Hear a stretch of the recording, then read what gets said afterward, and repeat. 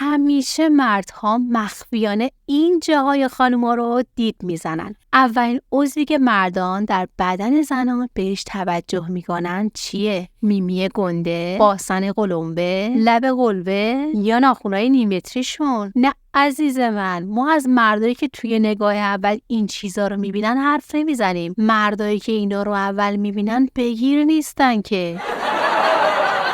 میخوایم از دید یه مرد نرمال قضیه رو پیش ببریم، از آنچه که واسش تحقیق کردن، سوال و پرسش کردن، آزمایش انجام دادن که از دید یه مرد نرمال با ارزش کاریزماتیک این قضیه چجوری است که در نگاه اول، در قرار اول جذب کدوم اندام زن میشه و ذهنش درگیرش میشه. که میخوام برای شروع از یه آمار جهانی براتون بگم. قضیه اینه که یه تحقیق کلی انجام دادن و اون از مردهای توی رنج سنی 18 تا 65 سال سوال پرسیدن که وقتی یه زن رو برای اولین بار برانداز میکنی کدوم قسمت بدنش رو میبینی؟ البته ناگفته نماند که این تحقیق ترکیبی از پرسش و آزمایش عملی بوده، یعنی نه تنها سوال پرسیدن بلکه آقایون رو در معرض دید و چنین براندازی هم قرار دادن تا متوجه بشن که اول دید به کدوم قسمت زن بوده. خب الان میدونم که خانمای بیننده دارن با خودشون زمزمه میکنن الان میگه اولی باسن بوده، میمی گنده بوده. نه خیر، در کمال ناباوری شما خانم‌ها باید بگم که بیشترین آمار متعلق به صورت بوده و 46% بوده.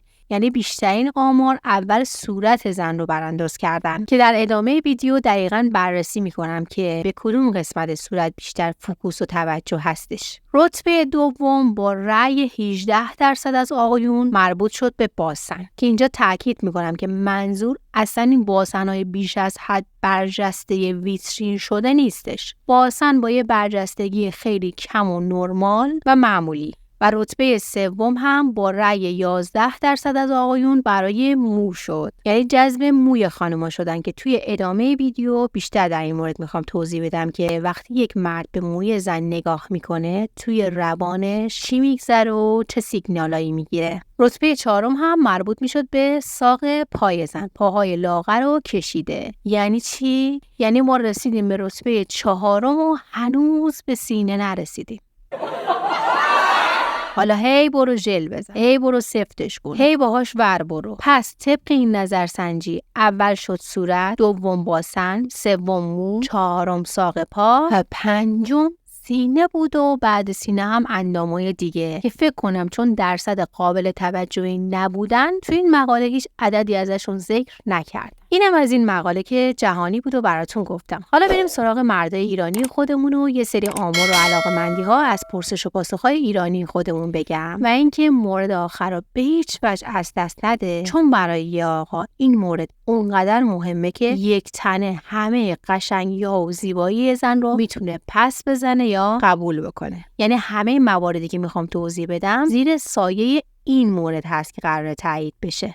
و اینکه از آقایون عزیزی که بیننده این ویدیو هستن میخوام که اگر من موردی رو جا انداختم یا نظر شخصی نسبت به موارد داشتین، برای اطلاع بیشتر من و بقیه همراهان حتما کامنتش کنید. مرسی از همراهیتون. به عنوان مورد اول میخوام از ویژگی‌های یه صورت قابل توجه از نظر مردان بگم. اکثر مردها صورت ظریف بی‌چربی با فرم مثلثی رو دوست دارن که در این مورد هم میشه گفت که مردها تفاهم جهانی دارن و تقریبا هیچ مردی صورت درشت و صورت پرچربی رو دوست نداره. چه بسا که عامیانه بخوام بگم دیدین بعضیا کله گنده‌ای دارن و به مراتب هم صورت درشتری. این مورد معمولا مورد پسند آقایون نبوده و دوستش نداشتن.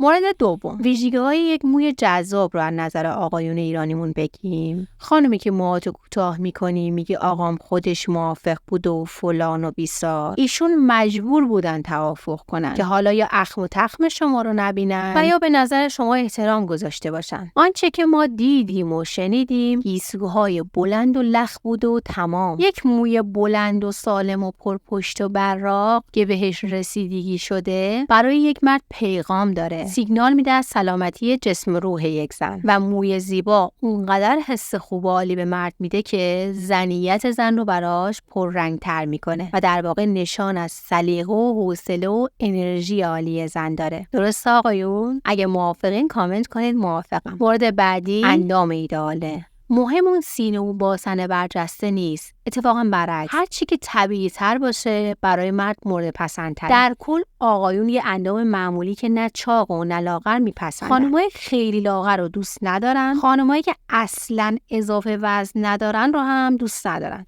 پس متوسط یه نمور توپر برای آقایون مورد پسند تره و تأکید و تکرار میکنم این اندام با برجستگی‌های طبیعی برای مرد جذابه. مورد بعدی لب زن هست. لب ژل زده و لب قلبه‌ای. نه خیلی نمیخواستم اینا رو بگم. لبی برای مرد جذابه که میخنده.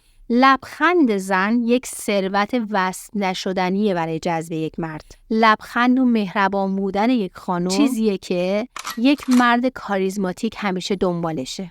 چون زنی که لبخند داره انرژی زنانه عالی هم داره. حتی طبق یه تحقیقی که بررسی شد نشون داد که مردها جذب پروفایل هایی با لبخند زیبا هم میشن. یعنی چی؟ یعنی دیدن پروفایل اون زن که لبخند داره حتی میتونه تشویقش کنه، ترغیبش کنه برای اینکه قدم‌های بعدی رو برای شناخت برداره. و در کل داشتن یک زن شاد برای مرد خیلی با ارزشه و چند روز پیش یک نظرسنجی در همین مورد هم توی کانال گذاشتم. به این نتیجه رسیدم که واقعاً مردها عاشق اینن که زنشون زن شادی باشه. مورد بعدی چشم هاست. ببینید همونطور که لب با لبخند برای مرد جذابه، چشم هم همینطوره. نه میخوام از درشتی چشم بگم، نه از ریزیش، نه از زیبایی خاصی.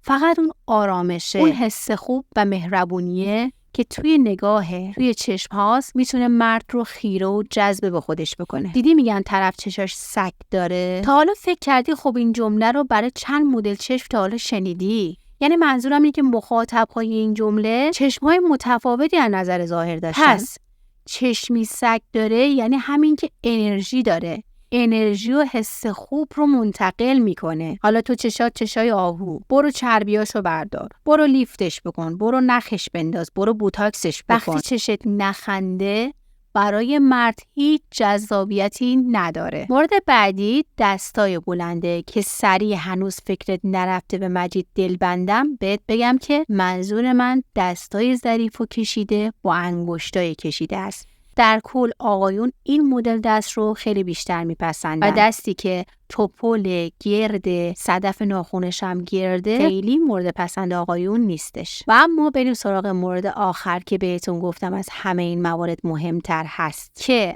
اگر یه خانم تمام این ویژگی‌ها رو کامل داشته باشه توی قرار اول، توی دیدار اول، اگر این مورد که میخوام توضیح بدم توی زن دیده نشه، این قرار آخرشون میشه و مرد دیگه تمایلی به دیدار بعدی برای شناخت بیشتر نداره. که قبل از اینکه بهش بپردازیم ممنون میشم برای حمایت کانال و رشدش ویدیو رو لایک بکنید و یک کامنت حتی یک کلمه‌ای بنویسید تا ویدیو رشد بکنه و به افراد بیشتری نمایش داده بشه. مرسی از همراهی قشنگتون. خب این مورد مهم زبان بدنه. اگر زبان بدن اعتماد به نفس و ارزشمندی رو منعکس نکنه، اون مرد جذب نمیشه و زن رو پس میزنه.